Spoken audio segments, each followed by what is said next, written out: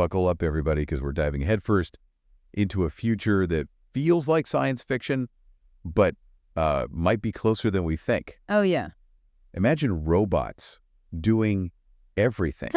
Like flipping burgers or, Right. doing our laundry. But I'm talking brain surgery, composing symphonies, maybe even hosting podcasts, taking over the world while we kick back and enjoy like robot-made margaritas. Okay, so the source material we're looking at today suggests that this isn't just some crazy what if AI is advancing so fast that a fully automated world, one where humans don't really need to work, might be closer than we realize. So think about it. Yeah. No more rush hour, no more deadlines, no more awkward office holiday parties. Right. We could have endless leisure beaches as far as the eye can see. Yeah. Maybe even robot-organized competitive interpretive dance leagues. I'm not sure I'm ready for robots to judge my artistic expression. Yeah, it is tempting to get caught up in that utopian vision of, paradise without work.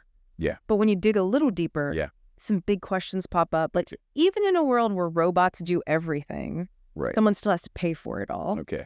Are we all just going to live off some kind of robot-provided universal basic like become what one source calls subsidized pets? Subsidized pets. Yeah. It's funny. But it kind of stings a little bit. Yeah. You know what it makes you wonder? What? If we don't have jobs, if robots take care of all our needs, what is there left for us to do? Yeah. I mean, sure, we could all finally learn the ukulele. Or become experts in competitive cat video viewing. Okay. But is that really all there is? I think this brings up a really interesting point about human nature. Yeah. We are a species that seems to be hardwired to work.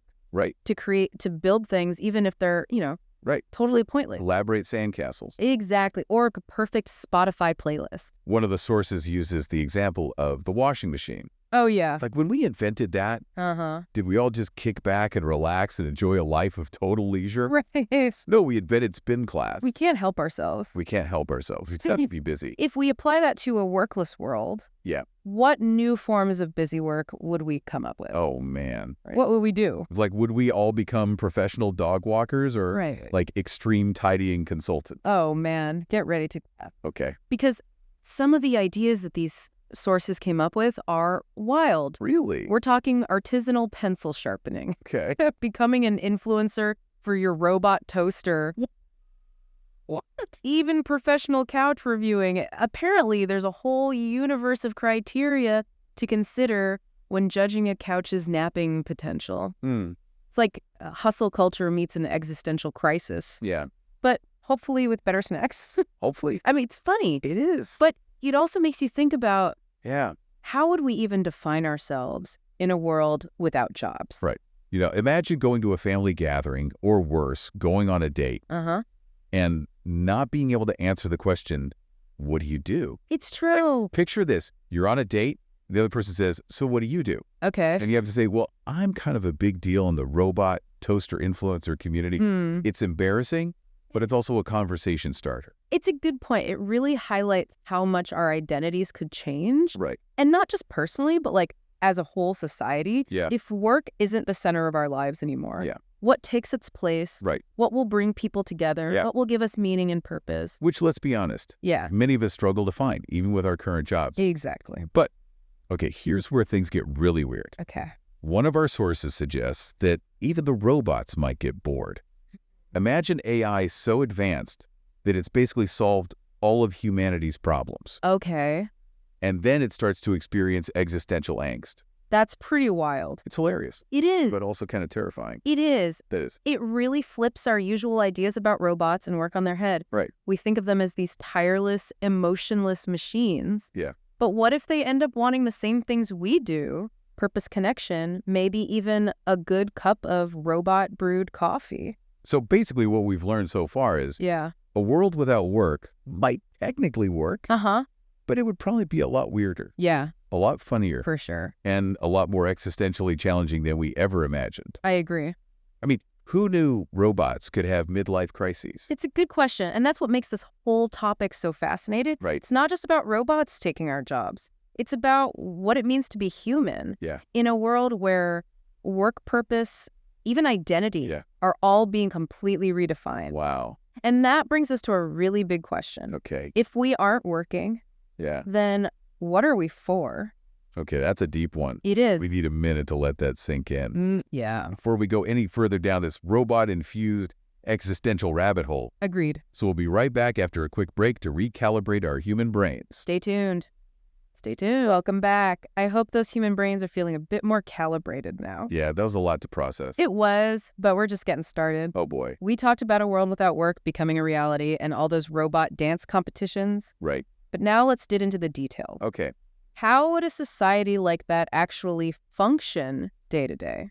Yeah, that's the big question. Well, one key thing our sources explore is the economic model. Right. We touched on subsidized pets and universal basic income, or UBI. Uh-huh. But let's go deeper into the implications of everyone getting a guaranteed income. Okay, so UBI is already a hot topic. Oh, yeah. Even in the real world. Right. Some think it would create more equality and freedom. Others are worried about economic collapse. Or everyone just becoming couch potatoes living off robot-made snacks. It's definitely a complex issue. Yeah. And our sources don't claim to have all the answers. Right. But they do raise some interesting points. Like, even if everyone gets a basic income, what happens to our desire for status, for those little extras I get it. that make us feel like more than just subsidized pets? Exactly. I'm all for everyone's needs being met. Of course. But I wouldn't mind a robot butler that makes amazing latte art. Sure. And tells a decent joke. Okay. And let's be real. Yeah. If everyone has the same basic resources, wouldn't we just find new ways to create hierarchy? That's exactly what some of the sources suggest. Okay. Imagine social status being determined not by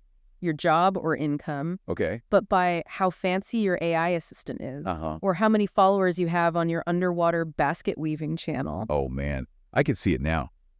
Brenda's robot butler can recite Shakespeare in Klingon mine, can only do the dubbed version. I'm such a loser. Kind of funny. It is. But also a little scary. Right. It's like we trade job anxiety for robot butler envy. But what about the bigger issue of purpose? Yeah. If our jobs don't define us. That's where fake work and hobby careers come in. Okay, you're talking about those wild examples like artisanal pencil sharpening and professional couch reviewing. Exactly. Those might not be jokes. They could be how people cope in a society without meaningful work. Right. People creating jobs for themselves. Yeah, Even if they're pointless. Just to have something to do. Just to feel a sense of accomplishment. So we're hardwired to work, even if it's work we invent ourselves. It seems that way. It's crazy. We want freedom from work. But then we just create it in new and often ridiculous ways. It is a bit of a paradox. Okay, but what if we flip the script? What do you mean?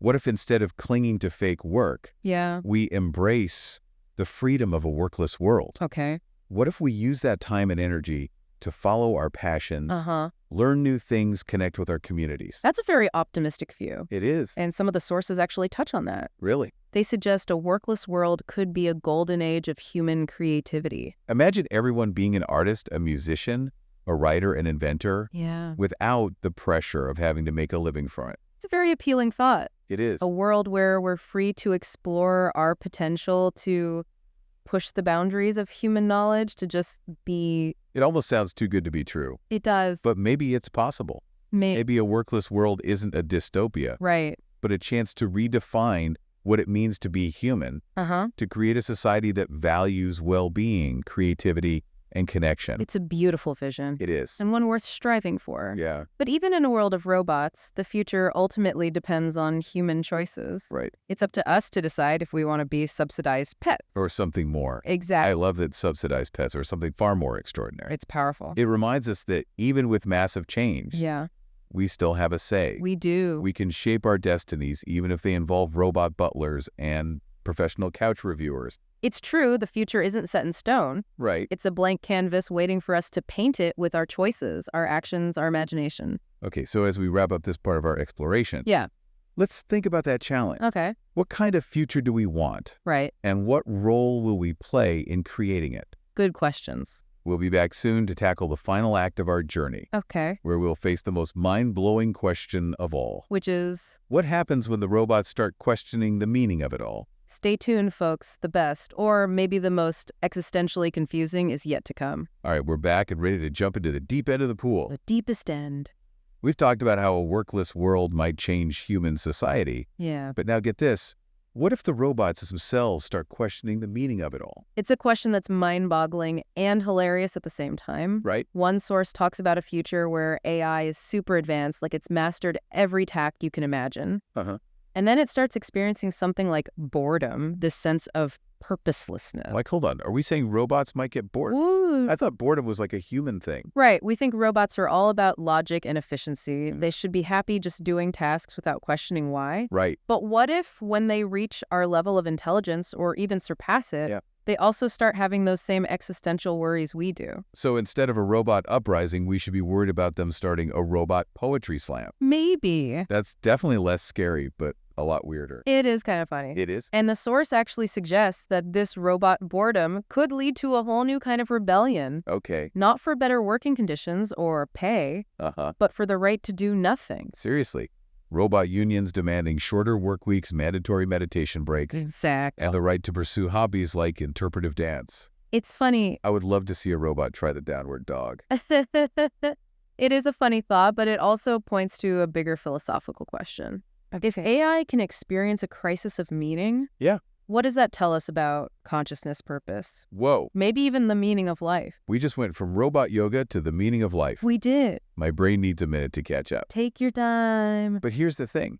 If robots can get bored and question their purpose, does that mean they're becoming more like us? It's a question science fiction has been exploring for a long time. Right. And it's becoming more relevant as AI gets more sophisticated. Yeah. If we make machines that can think, learn, feel, at what point are they not just machines anymore, but something more like us? So maybe instead of worrying about robots taking over, we should focus on making robots that can appreciate a good existential crisis. Interesting.